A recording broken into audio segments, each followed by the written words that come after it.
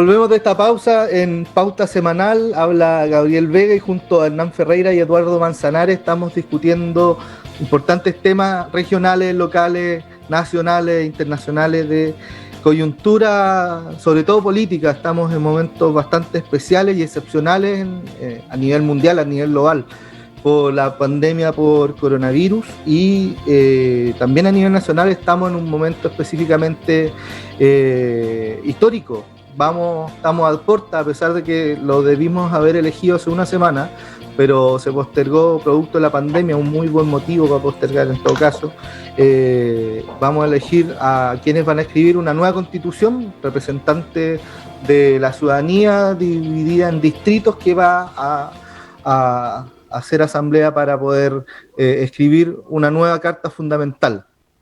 Una importante labor que va a tener el plazo de un año, como máximo, 9 meses idealmente, inicialmente, y que cada uno va a tener la oportunidad de elegirlos este 14 y 15 de mayo.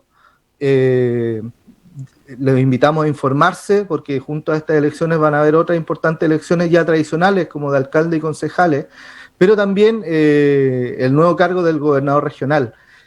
Desde ahí yo quiero profundizar en un debate de cómo se imaginan el Chile futuro, el Magallanes del futuro, en esta nueva carta fundamental. ¿Cómo se imaginan al poder legislativo? ¿Qué visión tienen respecto de esto, tanto individual como en sus colectivos partidarios en los que puedan participar? ¿Cómo ven, por ejemplo, las cámaras? ¿Se imaginan 2 cámaras? ¿Cómo ven al Tribunal Constitucional? ¿Cómo se imaginan la arquitectura institucional que debiese tener un país moderno? Un país que necesariamente tiene que responder a urgencias tan importantes como, por ejemplo, una pandemia por un virus nuevo. ¿Cómo debiese reaccionar una arquitectura institucional sana, coherente, moderna y vital? Eduardo, parto contigo, ya que profundizamos respecto en el punto anterior sobre un poco, bien somero, sobre el parlamentarismo versus el presidencialismo. Mire, me voy a pronunciar sobre este punto en particular, pero no quiero dejar pasar un tema que también ha afectado a la política en general en Chile y que es la que tiene la gente muy ofuscada con la política y con los políticos. Hoy día los políticos, los parlamentarios de toda índole y de todo signo son uno de los sectores más vilipendiados por la ciudadanía y que tiene que ver con lo que ha ocurrido recientemente con el caso Orpis y que tiene que ver también con lo que ocurrió con el ex alcalde Aguilera y que tiene que ver con lo que ocurrió en Arica, con la alcaldesa de Arica y que tiene que ver con lo que ocurrió con algunos concejales de varias comunas de distintos signos. Aquí yo no quiero hacer una cuestión política. Es decir, y sigo, Fuerzas Armadas, ¿no es cierto?, que se coludieron para apropiarse de dinero del Estado, carabineros que se coludieron para apropiarse de dinero del Estado.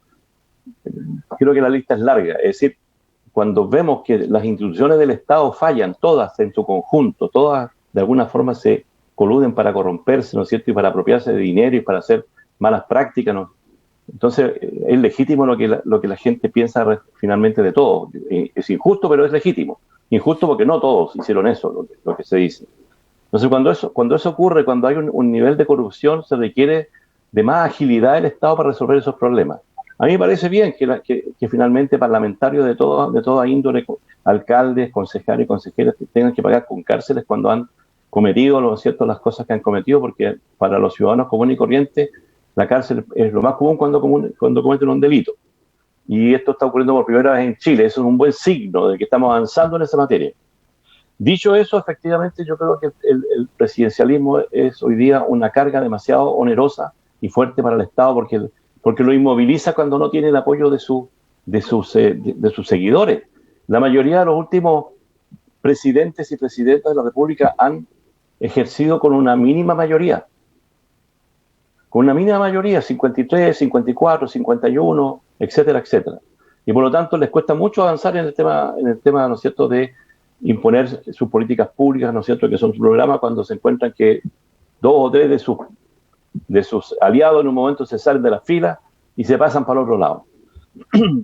Por lo tanto, yo creo que el parlamentarismo es una buena solución, porque cuando un gobierno deja de tener el apoyo de la mayoría, lo que tiene que hacer es cambiarse. Y lo que hacen en los países parlamentarios, que se llama elecciones nuevamente. cambia el status quo, cambia la composición, ¿no es cierto?, de los que están gobernando y se destraba.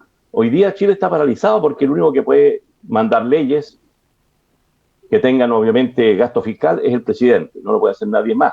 Y cuando lo han intentado hacer, han tenido que hacer cuestiones por los lados, inventar prácticas, ¿no es cierto?, legales que muchas veces son inconstitucionales, como todo el mundo lo reconoce. De manera que yo pienso que debiera haber solamente una cámara, obviamente unicameral. Me parece que esta cosa de la Cámara de Senadores, que viene de la época de los romanos, también ya está pasada de moda. Una cámara importante, probablemente un poquito más extensa, un poder regional también más profundo, a través de los gobernadores y a través de otras autoridades, y un tribunal constitucional que debe existir, pero autónomo, tal como el Banco Central. No nombrado por el presidente, no nombrado por los partidos políticos, ni no nombrado, o sea, un tribunal constitucional donde esté la gente de excelencia que se pronuncie, porque efectivamente los problemas constitucionales existen. El problema que ha ocurrido con este tribunal constitucional y con otros que han habido es que es profundamente político, y por lo tanto sus decisiones no siempre tienen que ver con la justicia, ¿no es cierto?, de los actos que están ellos de alguna forma aprobando o desaprobando. Yo creo en un país donde debiera haber un parlamentarismo más profundo. Alguien habla del sistema semipresidencial o semiparlamentario. Bueno, pero yo creo que el presidencialismo de este país ya está agotado. Está agotado. Cualquiera que sea la elección, ningún presidente futuro ni presidenta futuro va a lograr un 50 y 60% de la votación. Va a estar siempre en el 50 y dudos, 51, 52, es muy pequeño, y por lo tanto va a estar siempre supeditado a enormes cargas, ¿no es cierto?, de negociación, que también hubo una época que fue bueno, ¿no es cierto?, la época de los acuerdos, pero en la época de los acuerdos también había muchos desacuerdos y no se podían destrabar las cosas. Muchas de las cuestiones que estamos discutiendo hoy día, el tema del no más FP, de las ISAPRE, de las financieras, mire, la gente, los ricos se han hecho cada vez más ricos, un 70% de enriquecimiento. Eso en otros países no podría ocurrir, porque se le coloca inmediatamente cortapisa a la riqueza excesiva. Entonces, bueno, me parece que por ahí debiera avanzar, y eso debiera ser un gran trabajo de los constituyentes, ¿no es cierto?, que prontamente vamos a elegir. Yo me atrevo a que podría eso ser un gran aporte a la nueva sociedad que nos viene en lo inmediato. Hernán, tu parecer respecto a esto, ¿cómo ves la labor de los futuros gobernadores regionales? ¿Estás de acuerdo con el tema de las cámaras? Sí, dale, profesor. Pero no puedo, digamos, a ver, Eduardo saca algunos ejemplos. El ministro del gobierno socialista, Ricardo Lagos, el ministro Cruz, fue condenado por fraude al fisco en el ejercicio de su cargo y por funciones de su cargo. Así que hay casos que son lamentables, pero esto ya viene de antes. Esto empezó el gobierno de la Concertación. El ministro Cruz, condenado a 3 años, por pena remitida, pero condenado por fraude al fisco. Y Pinochet igual, esto no es un empate, esto viene de antes. Pinochet igual. Pinochet igual. Pero cuando se robó. Sácalo todo, el conjunto. Dije Aguilera, que fue socialista, dije Orpi. Bueno, pero... Eso es lo primero. Lo segundo, el sistema parlamentario... Te doy un espacio, Eduardo, para que le respondas después. El sistema parlamentario, a mí en lo particular, no me desagrada. Yo no sé si Chile, porque Eduardo también lo dice y no estoy de acuerdo, saca ejemplos de políticos. El sistema parlamentario implica, en esencia, darle más poder a los políticos. Estos mismos políticos están cuestionados. Entonces, ¿cómo se le va a dar poder a los partidos políticos? Porque la gente tiene que saber que el sistema parlamentario descansa en la base son los partidos políticos. Y lo que se quiere hacer es darle más poder del que tienen ahora. Entonces, hay una contradicción enorme cuando se critica, se dice, mire, Orpe, mire, Aguilera, mira, Cruz, mira este otro, todos políticos. Pero yo quiero dar más poder a los políticos. O sea, eso creo que es una contradicción que no se puede salvar. Y la gente tiene que saber que el sistema parlamentario es darle, por esencia, más poder a los políticos. Respecto de si como tú decías, Gabriel, qué sistema queremos el día de mañana, hoy día, si quiere, alguna gente piensa en una sola Cámara de Diputados. ya no Senado y diputados. Hay que mirar con mucha atención lo que está pasando en Perú.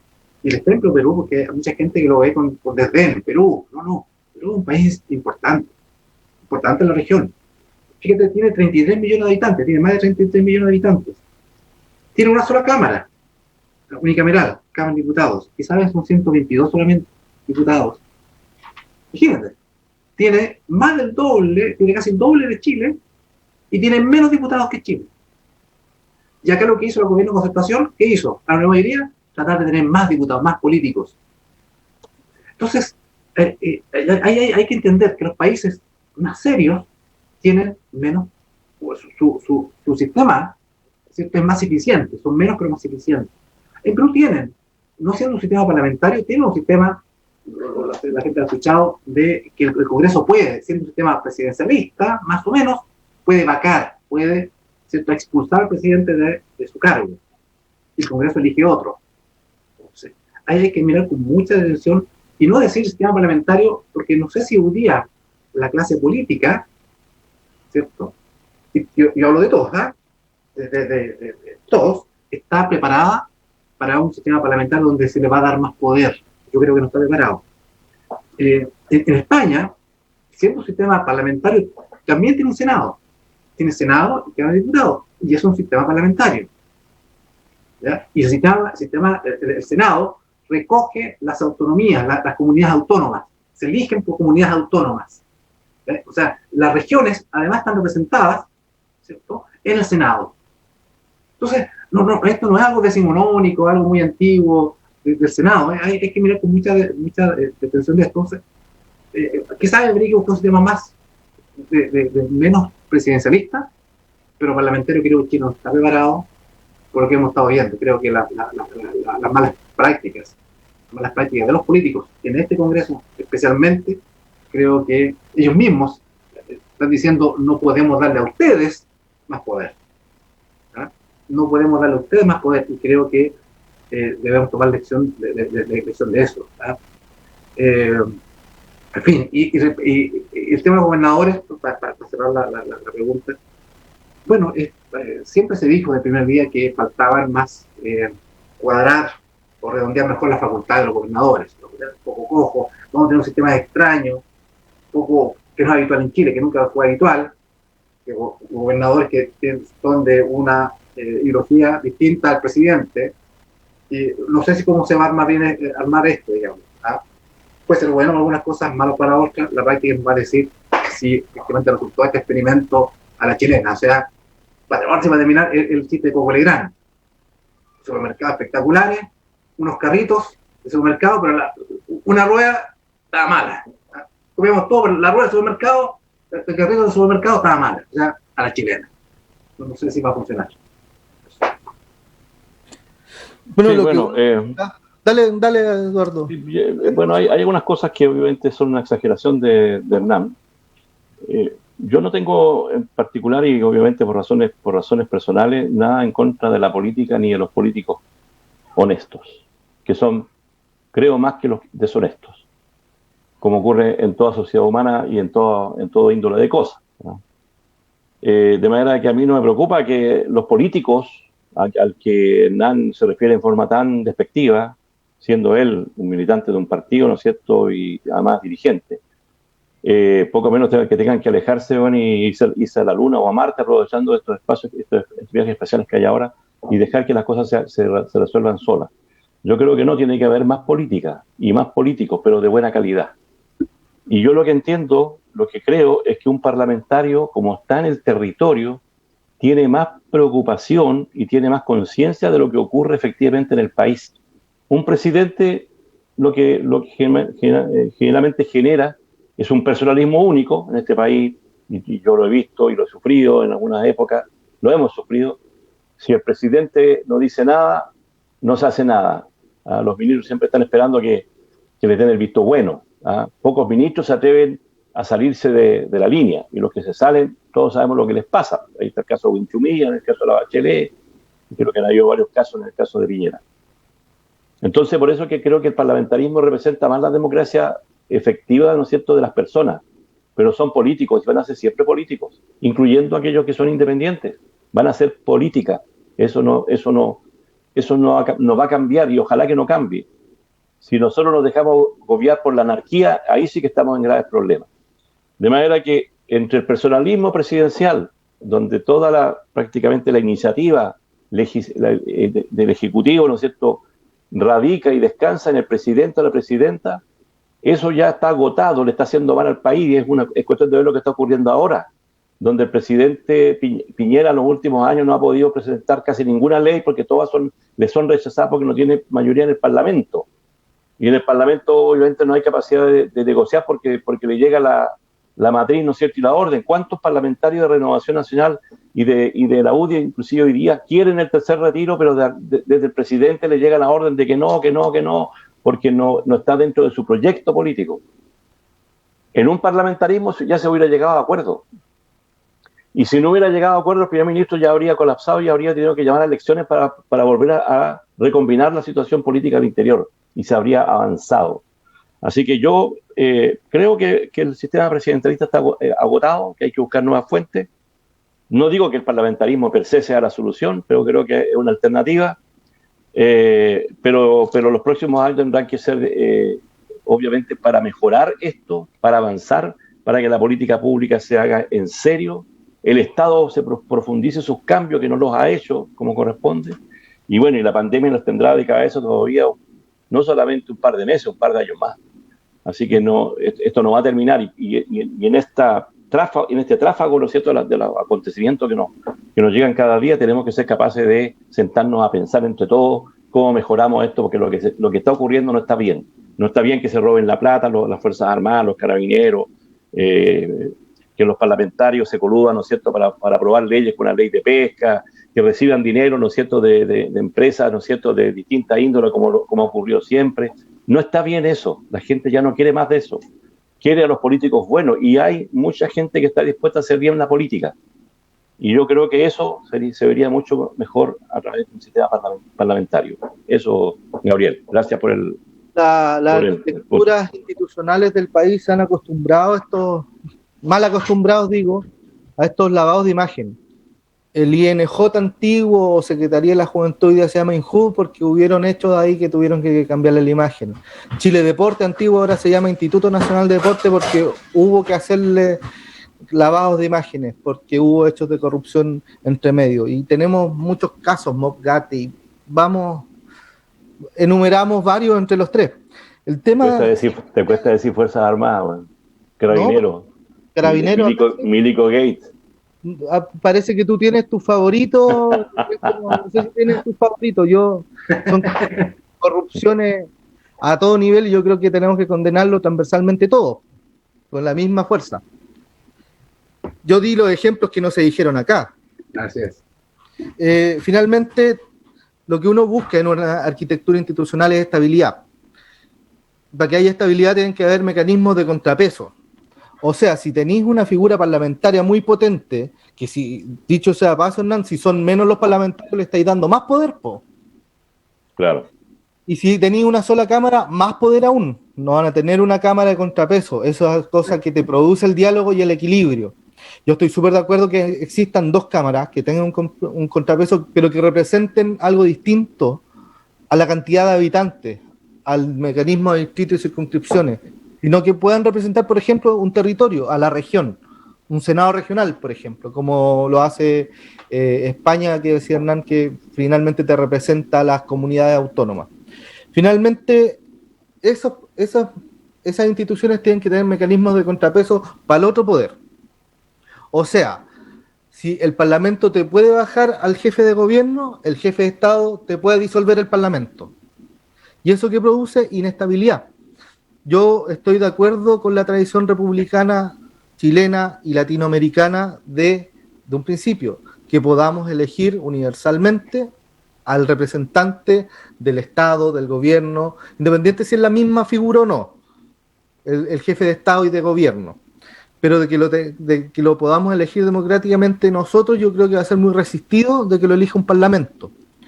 a pesar de estar muy de acuerdo con la forma de hacer coaliciones que tienen estos sistemas, que finalmente cuando se logran las mayorías, se generan las coaliciones y se generan los programas y la política tiene un camino un poco más libre. Eso tampoco es muy propenso al diálogo. Eso lo que logra es que el 50+1 le pone la pata encima al 49,9. Más allá de eso, yo lo que también aspiro es que haya más poder local. Y con esto sí pienso en los gobernadores regionales, pero también pienso en los municipios. Recadito para los constituyentes que estén postulando y los que sean electos, basta de misiones a los municipios, basta de labores a los municipios, si no viene a vincular recursos. Ley Cholito, ni un recurso, pero la MUNI se hace cargo. El hoyo histórico de la educación. Los recursos no son suficientes, lo que traspasa el ministerio a los municipios. En la salud es un poco más factible porque finalmente es por inscrito y no como el sistema de asistencia que tiene la educación, pero sin lugar a duda que hay que mejorar el sistema a nivel país. A mí me gustan estos servicios locales que parten del municipio, estas políticas que parten del territorio, de la unidad más básica, municipios con más poder y con los recursos para hacer cosas. Y de ahí vengan los gobiernos regionales, que finalmente es un centralismo más chico. Seguramente Punta Arenas se va a comer al resto de la región y vamos a caer en un centralismo un poco más local, pero mientras sigan habiendo las instituciones al servicio del ministerio, al servicio del poder central, vamos a continuar además absorbidos por ese centralismo. Me refiero al que yo siempre digo, este gallo en el MinSal que decide cuántos oncólogos nos toca y el resto sea para Valdivia. Yo creo que tenemos que tener instituciones que nos permitan tomar decisiones acá. Y por eso se vuelve importante todo nivel de representantes, en los consejos municipales, los consejos regionales, las autoridades unipersonales y también aquellas que nos representan a nivel país, ya sea Parlamento, Senado y todo esto. Finalmente, ¿qué hace la nueva Constitución? Lamentablemente yo la veo con mucho optimismo, pero es lo que decía al principio, un lavado de imagen, un lavado de cara. Porque necesitamos volver a confiar, porque necesitamos legitimar desde quien nos gobierna, desde quien nos manda, y como nosotros le mandatamos ese poder, necesitamos volver a hacerlo. Entonces, para cerrar, un poco lavarle la imagen a las instituciones, volver a lograr los equilibrios y los contrapesos entre instituciones, que efectivamente el Tribunal Constitucional no sea una designación a dedo y sea algo más autónomo, y instituciones importantes como la Contraloría, como el Ministerio Público, también necesitan este reflejo. Con esto cerramos el programa de hoy. Ha sido un gusto estar con ustedes, Hernán, Eduardo. Un saludo y nos vemos la próxima semana en otro capítulo de Pauta Semanal. Nos vemos la próxima semana.